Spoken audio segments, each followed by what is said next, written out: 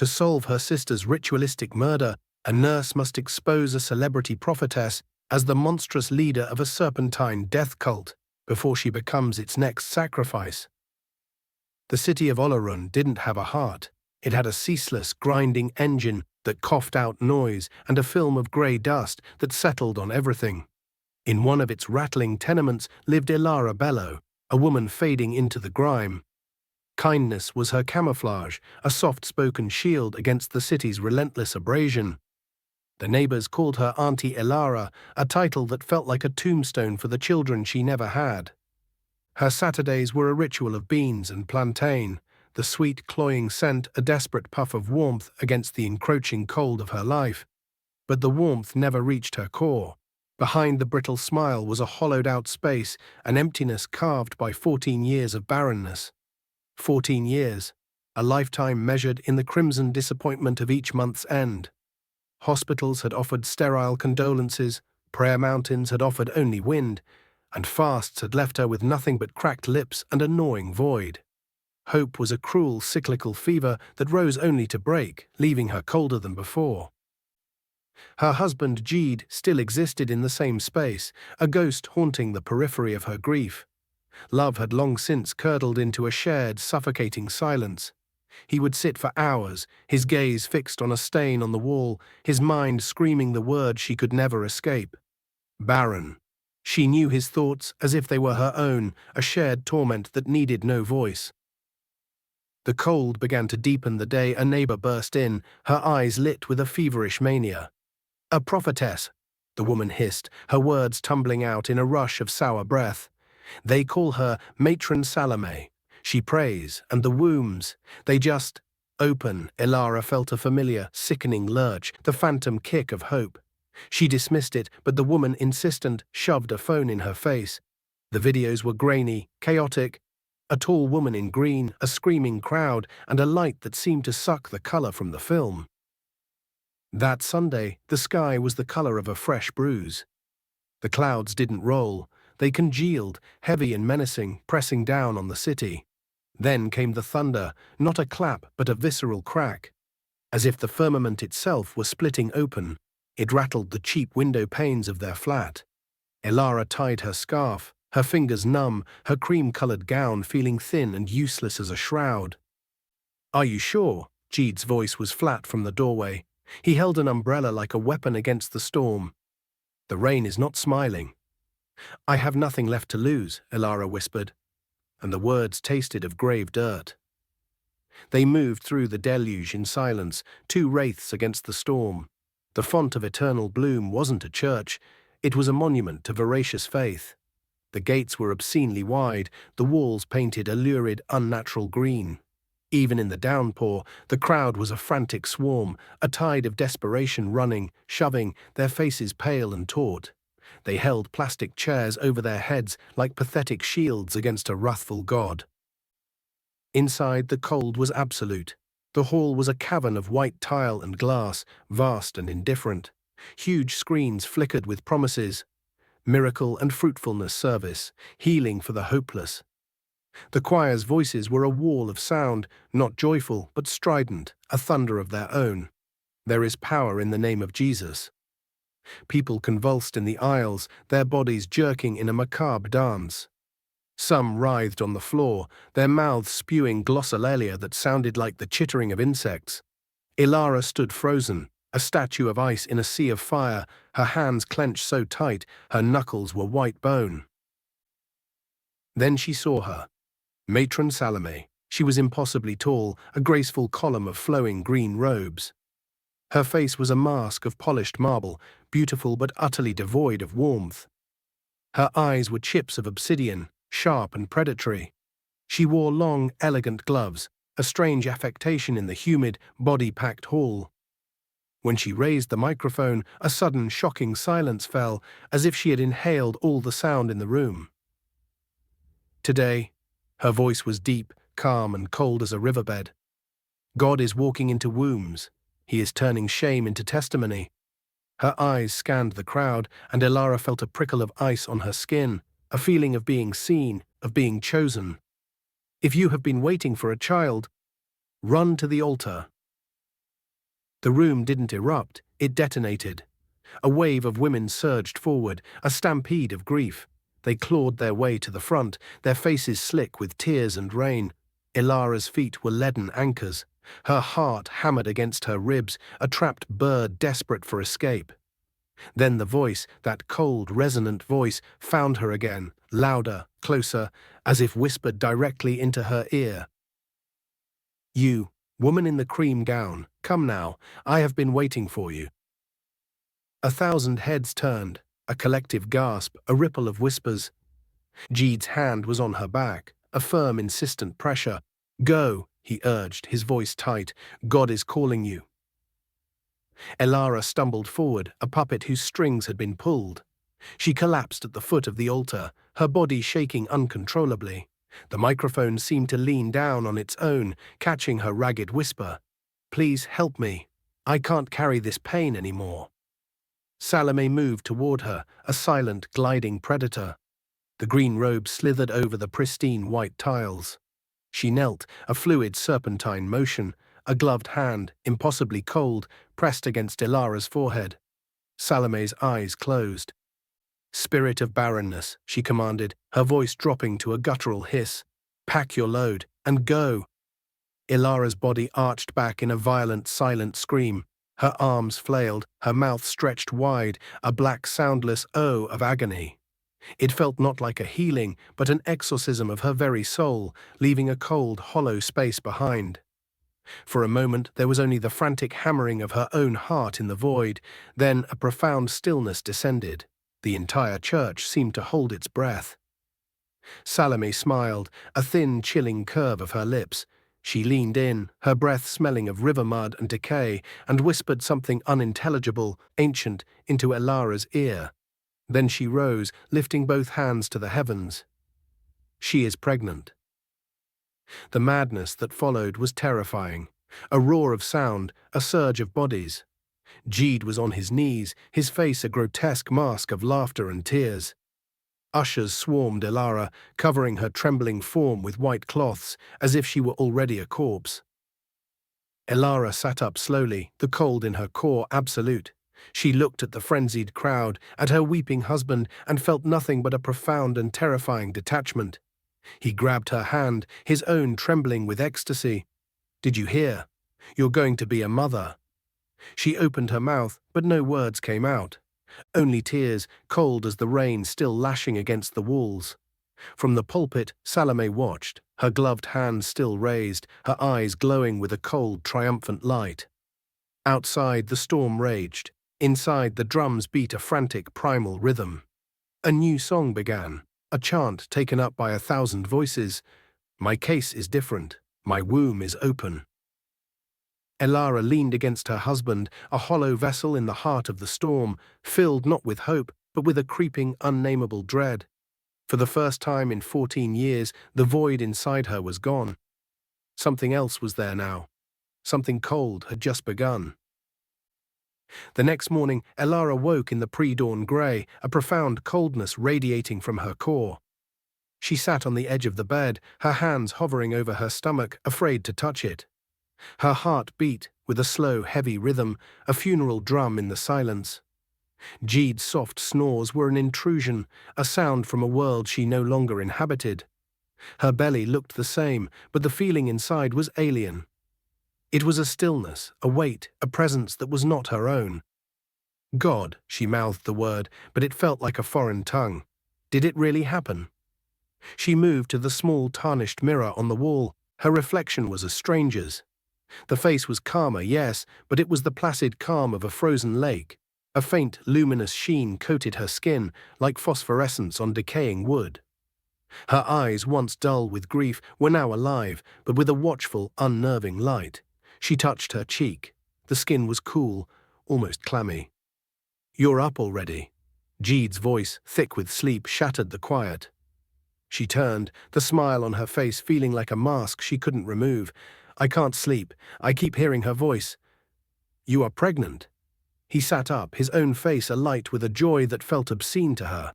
"I heard it too, Ilara. The whole church heard it." She sat beside him, the mattress dipping under her weight. "Do you think it's real?" The question was a plea. He took her hand. His warmth was a shock against her cold skin. Let's go to the hospital this week, but even if the doctor says nothing yet, I believe it has started. I feel something, Elara nodded, the words tasting like a lie. I really do. The news spread not like fire, but like a contagion. By noon, the story of the barren woman's miracle was a feverish whisper passing through the streets, the market, and the digital veins of the city.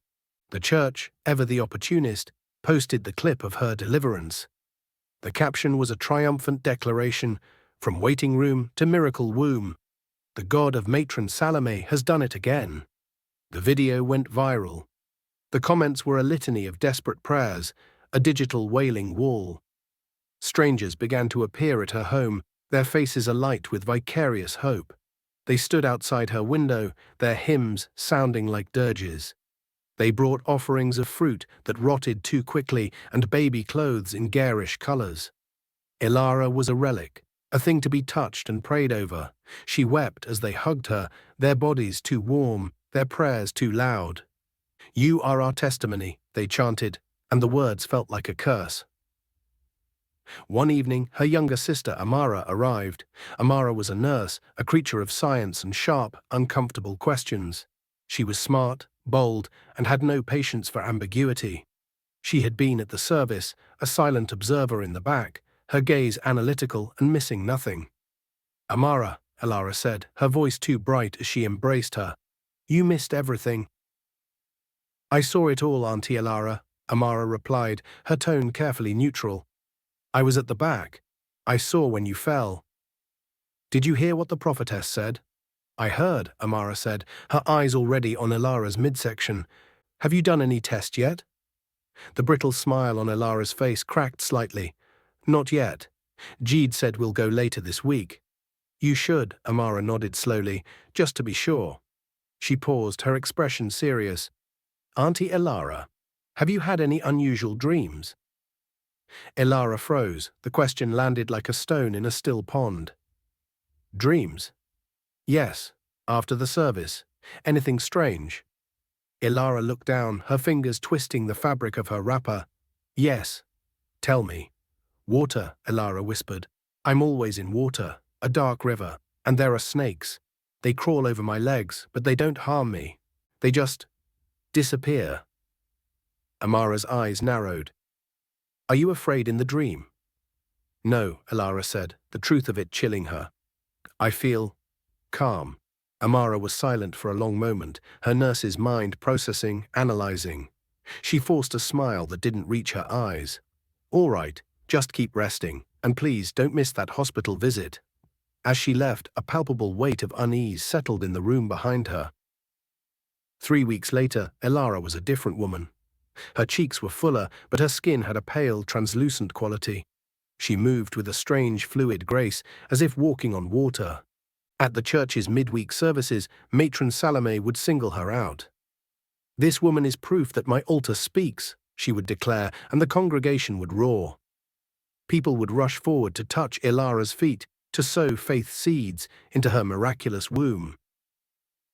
After one such service, Salome pulled her aside, her touch on Elara's shoulder shockingly cold, even through the fabric of her dress. How are you feeling, my dear?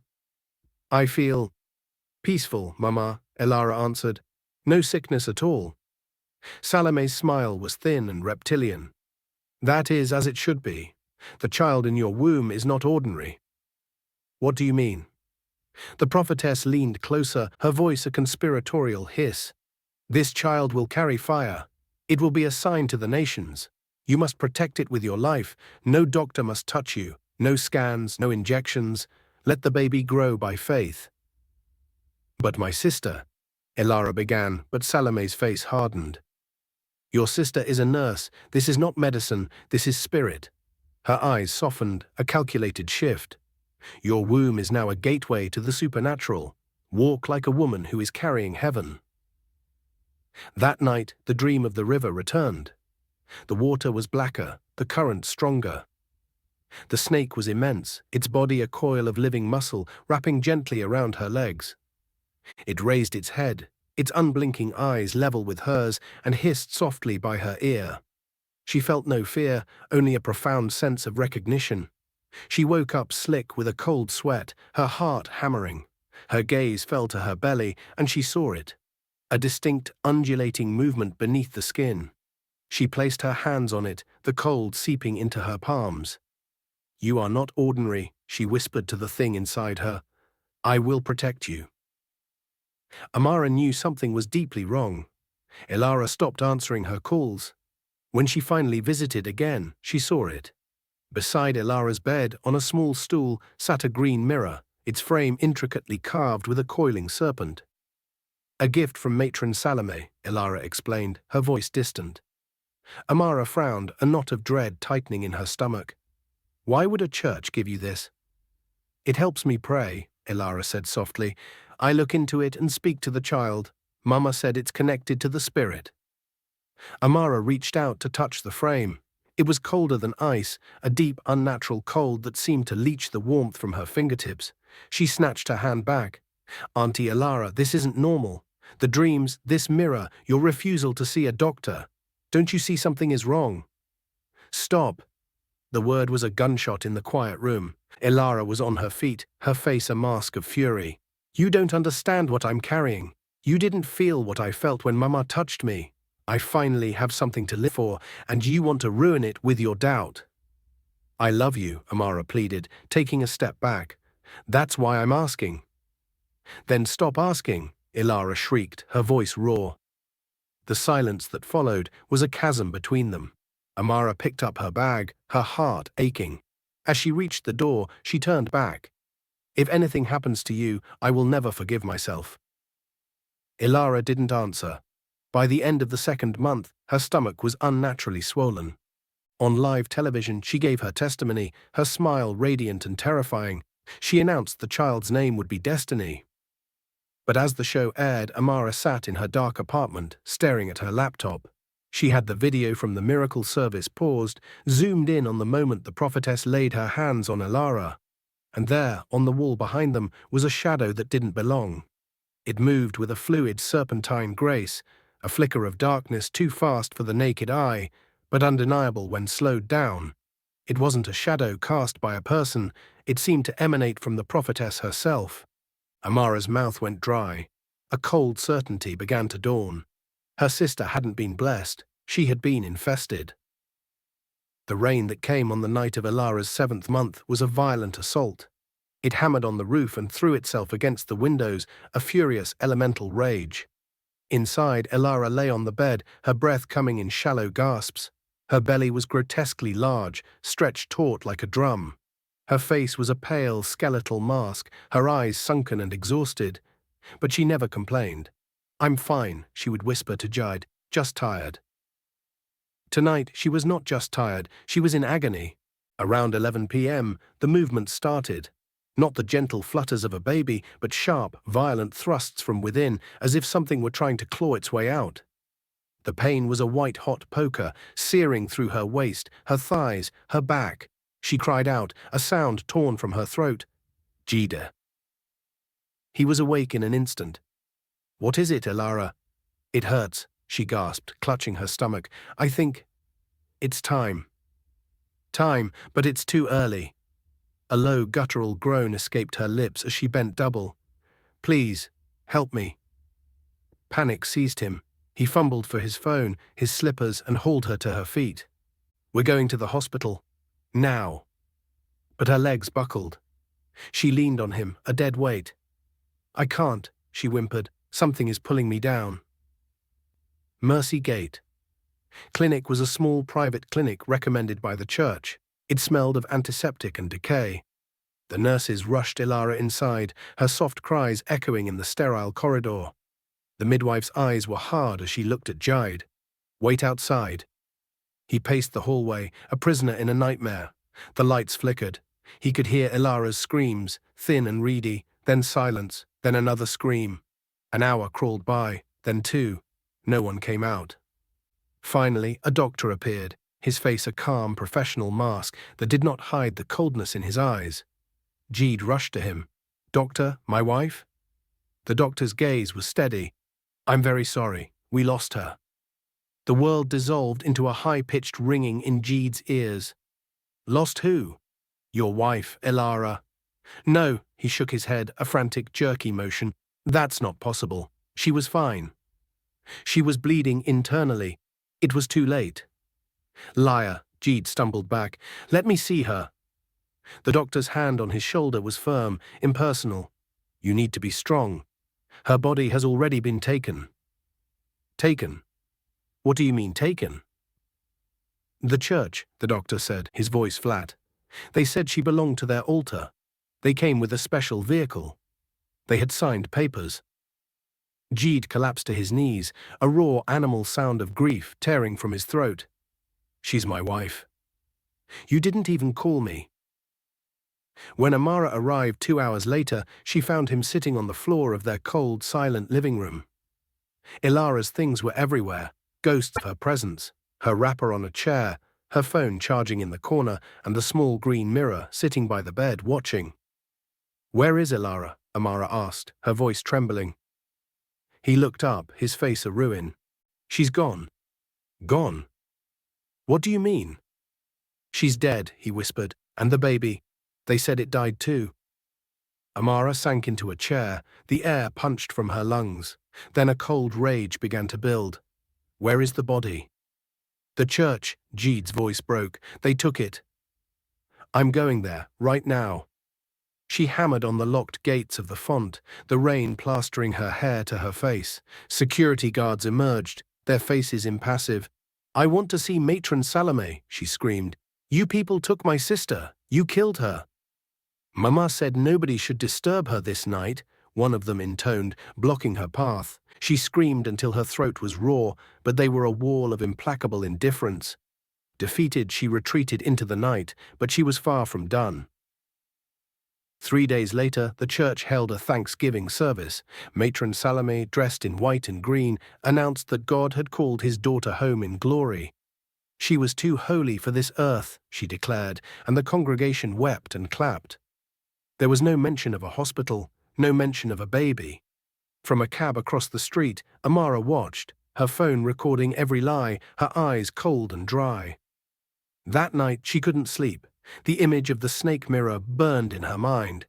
She opened her laptop, pulled up the miracle video again, and slowed it down, frame by frame, and then she saw it clearly. As the prophetess's hand touched Ilara, a thin serpentine shadow detached itself from Salome's body and slithered across the wall before disappearing. It was not a trick of the light. It was real. Her hands shaking, she dialed a number she hadn't called in months. Tayo, it's Amara. I need your help. I think my sister was murdered. 3 nights after Ilara's death, sleep was a luxury Amara could not afford. Every time she closed her eyes, she saw her sister's face, not smiling, but staring, her eyes wide with a silent, eternal question. And always behind her loomed the green serpent-carved mirror. She sat up in bed, her heart a frantic drum against her ribs. The air in the room was thick, heavy, tasting of ozone and damp earth. On her laptop, the screenshot from the miracle video glowed in the dark. The undeniable serpentine shadow flowing from the prophetess. It was not a creature of spirit, she now realized, but of flesh and blood hidden in plain sight. Her phone buzzed, a jarring intrusion. It was Tayo, the journalist. I found something. You need to see this. Call me now. She dialed, her fingers trembling. Are you alone? He asked, his voice a low murmur. Yes. What is it? Have you heard of the Osun River priests? He began. A cult, mostly. They worship old gods, water and snake spirits, they say come from the deep. A cold dread coiled in Amara's stomach. What does that have to do with the church? Matron Salome's name came up. Before she was famous, she disappeared for 3 months. Lived in a shack near the Osun River. When she came back, she was changed. That's when the miracles started. Tayo's voice dropped even lower. An old cleaner from the church told me something. Every midnight she leaves through a back door. She goes to the river behind the church. Alone. I'm going there, Amara said, the decision instantaneous. Amara, no, don't go alone. You don't know what you'll find. My sister died in that place, Tayo. I need to know the truth. She slipped out into the night, a ghost in a black hoodie. The area around the font was unnervingly quiet, the streetlights casting a sickly yellow glow. She found the narrow passage by the children's hall and crouched in the shadows, waiting. At 2:04 a.m., a small door creaked open. Matron Salome stepped out, a column of green in the darkness. She moved with an unnatural gliding motion straight toward the bush path. Amara followed, her heart pounding a frantic rhythm against her ribs. The path led them deeper into a tangle of trees, the air growing thick with the smell of mud and decay. Then she saw it, a sliver of black water, the river. Salome stepped onto the rocks at the water's edge. Hiding behind a thick tree, Amara watched, barely breathing. The prophetess raised her hands to the sky and began to chant, the words a guttural, alien language that seemed to make the air vibrate. The wind picked up, rustling the leaves with a sound like whispers. Then Salome removed her gloves. Amara stifled a gasp. In the faint moonlight, her hands were not human. They were covered in fine, shimmering scales, a mosaic of green and black. Her fingers seemed to elongate, her nails curving into sharp, obsidian claws. She shed her robe, revealing a tight gown that clung to a form that was subtly, horrifyingly wrong. She knelt and dipped her scaled hands into the black water, her chanting growing louder, more urgent. Then she rose and stepped into the river. The water barely rippled as she moved deeper until it reached her waist. She tilted her head back, her mouth opening wider, wider, impossibly wide. Amara's legs trembled, threatening to give way. From the waist down, Salome's body began to contort. Her legs fused, her skin stretching and shifting, twisting into a single, long, muscular tail covered in glistening scales. She was no longer a woman. She was a naga, a creature of nightmare, half human, half serpent. Tears of terror streamed down Amara's face. She stumbled back, her foot snapping a dry twig. Crack! The creature's head snapped toward the sound. Its eyes, now glowing with a pale white light, stared directly into the trees where she hid. Amara froze, her blood turning to ice. The creature sniffed the air, its forked tongue flicking out, tasting her scent. Then, with a final silent turn, it submerged, disappearing beneath the black water without a trace. Amara ran. She fled through the scratching bushes, not stopping until she collapsed at the edge of the church compound, her lungs burning, her mind screaming. The next day she wrote it all down, the river, the scales, the transformation. She attached the screenshot of the shadow. She needed one last piece of proof. She needed to find Elara's body. The following night she returned, this time with a small video camera. At 2:20 a.m., the door opened again. Salome emerged, followed by 3 robed women, their faces hidden by veils. They carried a long object wrapped in white cloth. Amara followed them to the river, her hands shaking as she raised the camera. The women placed their burden by the water. Salome began her chant and entered the river, her monstrous transformation beginning anew. As Amara zoomed in, praying the camera could capture the horror, the 3 women unwrapped the cloth. It was Elara. Her face was blue, her eyes closed, her expression peaceful in a way that was utterly obscene. Amara's heart shattered. One of the women whispered an incantation. Alua Ida, accept this offering. Bless your daughter. Empower your prophetess. Slowly they pushed Elara's body into the water. It floated for a moment, a pale spectre on the black surface, and then sank. Salome tilted her head back and let out a long, triumphant hiss that echoed through the night. That morning, Amara uploaded the video. Above it, she wrote a single line. "This is what happened to my sister. This is what your prophetess is hiding." She clicked post.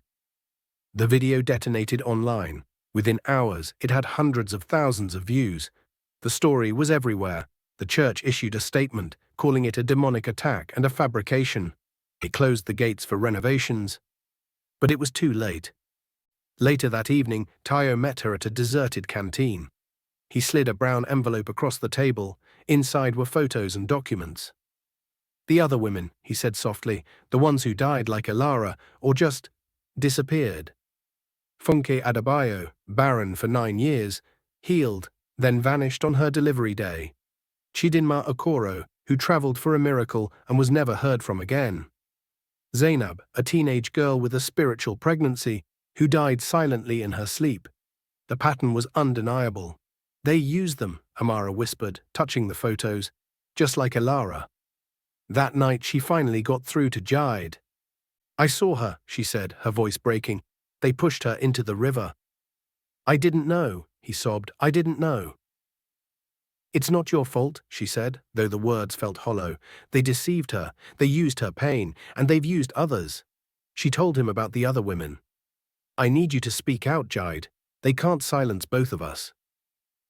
The next week she received an anonymous email. You're not safe. Leave it alone. She replied with 2 sentences. You should have left Elara alone. She visited the families, collecting stories, piecing together the horrifying puzzle. Each family had a similar tale, a desperate woman, a miraculous pregnancy, and then silence and snakes. They all dreamed of snakes. She returned to Elara's flat. The green mirror was still there, a malevolent eye in the dusty room. She picked it up. The cold was a physical blow. She stared into its depths and saw her own reflection, but behind her something moved. She spun around. Nothing. She looked again. This time she saw her sister, just for a second, her eyes open and lifeless, her mouth moving in a silent scream. Amara shrieked and dropped the mirror. It didn't break. She picked it up and smashed it on the floor. It didn't break. She kicked it and it rolled to a stop, its serpent frame mocking her. That night, in a hidden chamber near the river, Matron Salome knelt before a pool of black water, her scaled hands submerged. She's digging too deep, she hissed. Should we silence her? A robed acolyte asked. Salome smiled, a chilling, predatory expression. Not yet. Let her speak. The more they fear, the more they follow. But watch her. If she comes too close to the core, feed her to the river. But Amara was already too close. The next night she broke into the church. In the prophetess's private office, she found a drawer full of photos. Elara, Funke, the other women, and on the back of each, a number and a red dot. She kept flipping until she found her own photo. On the back, it said, 6. Watch closely. A hidden door led to a secret hallway and a circular room. The walls were covered with photos of women, dozens of them, each with a name and a number. In the center was a black stone altar. On a small desk lay a book, a ritual record. She found Elara's name. Accepted. Spirit pleased. Signs of awakening visible. More required. A sound from the hallway. Amara ducked behind the altar as a robed woman entered. The woman pulled out a new photo, a child, no older than 10, and placed it on the wall, writing beneath it, 28, in progress. Amara stood up. Stop. The woman turned, a slow, mocking smile on her face. You shouldn't be here. You're killing innocent women. This isn't about death, the woman sneered. It's about power. The snake gave us everything. Amara threw the bottle of anointing oil she had brought. It struck the woman, and smoke rose from her robes with a sizzle. The woman screamed, and Amara ran. The next morning, she and Tayo released everything. The photos from the altar room, the pages from the ritual book, the video of the child's photo. Protests erupted outside the church. The government announced an investigation. The church's final response was a live video of Matron Salome standing by the river, her eyes glowing. The storm is coming, she said with a serene smile, but only those covered by the waters will survive it. Amara knew what it meant. More sacrifices, more death. She called Jide. It's time. I'm ready, he said. That evening, a small crowd of 30 people gathered in the old market square, the families of the lost women.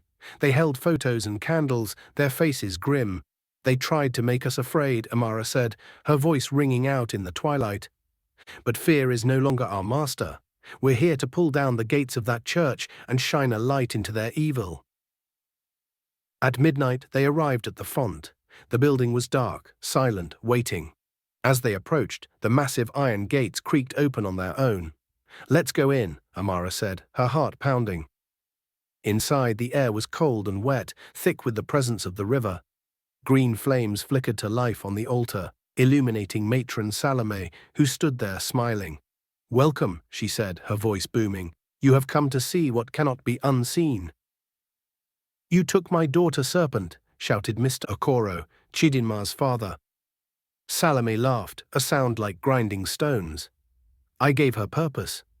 "You can't lie anymore," Amara cried. "Your kingdom is falling." "You think posts and videos can stop the spirit world?" Salome tilted her head, her eyes flashing white. "You dare challenge the mother of the deep?" She began to chant. Robed women emerged from the shadows. The floor shook. The air grew thick, suffocating. Jeed stepped forward, holding a Bible and Elara's wedding photo. "God of truth, God of justice, God of fire, arise," he roared. As if in answer, the roof cracked open and water poured in. Not rain, but river water, forming a swirling vortex around the prophetess. It exploded upward, coalescing into the shape of a massive spectral serpent, its eyes burning green, its mouth open wide. And then a child's voice began to sing a simple hymn. Dozens of children, pale and translucent, walked into the hall, their voices rising in unison. The serpent shape flickered and shook. "No!" Salome screamed. A beam of pure white light shot down from above, striking the altar. The mirrors shattered. The green flames died. The serpent dissolved. Salome fell to her knees, her monstrous tail thrashing on the floor.